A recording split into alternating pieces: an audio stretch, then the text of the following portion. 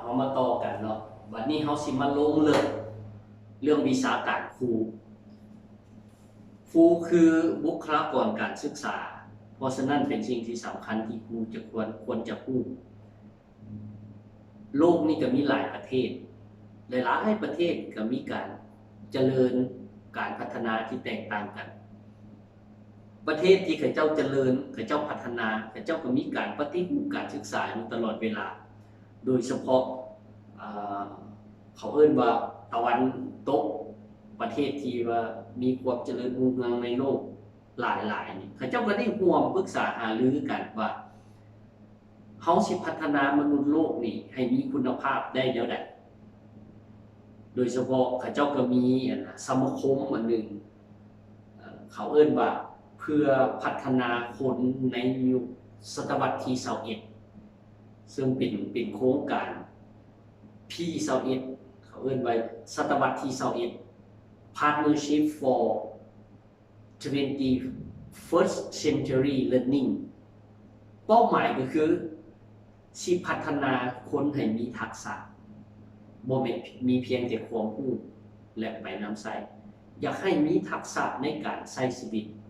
ซึ่งเขาเจ้าได้ตกลงกันว่าออกแบบ New Learning Model ร่วมกันเพื่อสร้าง Future Education การเรียนรู้สู่ยุคของโลกอนาคตได้มีคุณภาพซึ่งโดยรวมแล้วฐานที่แท้จริงที่เขาเจ้าได้วางไว้เพื่อ Learning Skill สร้างคนให้เป็นคนที่มีทักษะที่มีคุณภาพแห่งโลกอนาคตนั้นมี3ด้านมีขออภัยมี4ด้าน4ด้านคือด้านที่1เขาว่าสร้างมนุษย์ให้รู้จักการเรียนรู้หรือว่า learning skill ด้วยตนเองรู้จักค้นหาความรู้ด้วยตนเองยกตัวอย่างข้าพเจ้าสิยกตัวอย่างว่าอันนี้แม่นโลกความรู้ทั้งโลกนี่มันหลาย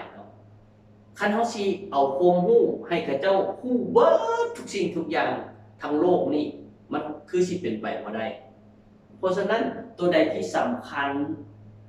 ทักษะใดที่จำเป็นกับการใช้ชีวิตของข้าเจ้าให้มีคุณภาพและก็มีศักยภาพที่มีความเป็นตัวตนของข้าเจ้าที่ได้จริงได้ไปจี้ตัวนั้นเขาเอิ้นว่าแบบที่1ฐานที่1เสาค้ำที่1แม่นพัฒนาคนให้รู้จักทักษะในการเรียนรู้ด้วยตนเองนับแต่น้อยพุ่นแหละบ่แม่นวัยใหญ่แล้วจังมาพัฒนากันคันใหญ่จังมาพัฒนากันมันก็บ่ทันแหละมีบางทฤษฎีว่าถ้าให้ฮอดอนุบาลก็สายเสียแล้วในการพัฒนามนุษย์อันที่2พัฒนาแนวความคิดเป็นสิ่งที่สำคัญความจริงโลกทั้งโลกมันก็มีมาอยู่แล้วแต่ว่าสรรพสิ่งทั้งหลายในโลกนี้ก็มีหลายแต่ว่ามีแต่คนเท่านั้นคนสามารถมีความคิดที่แตกต่างสัตว์อื่นๆเขาเอิ้นว่าเป็นสัตว์ประเสริฐฐานความคิดการพัฒนาความคิดสำคัญพระเจ้าได้แบ่งออกว่าการคิดเชิงเหตุผลและกับการคิดในรูปแบบความคิดสร้างสรรค์มันจะแตกต่างเลยตัวที่3พัฒนามนุษย์นอกจากแต่ว่าให้เจ้าเรียนรู้ด้วยตนเองเป็นทักษะในการเรียนรู้แล้วคิดเป็นแล้วต้องเฮ็ดเป็นพร้อมสามารถลงมือได้พร้อมมีอาชีพเรียนเพื่อสร้างอาชีพสร้างชีวิตของตัวเองเลี้ยงชีพตัวเองได้อันสุดท้ายเลยแม่น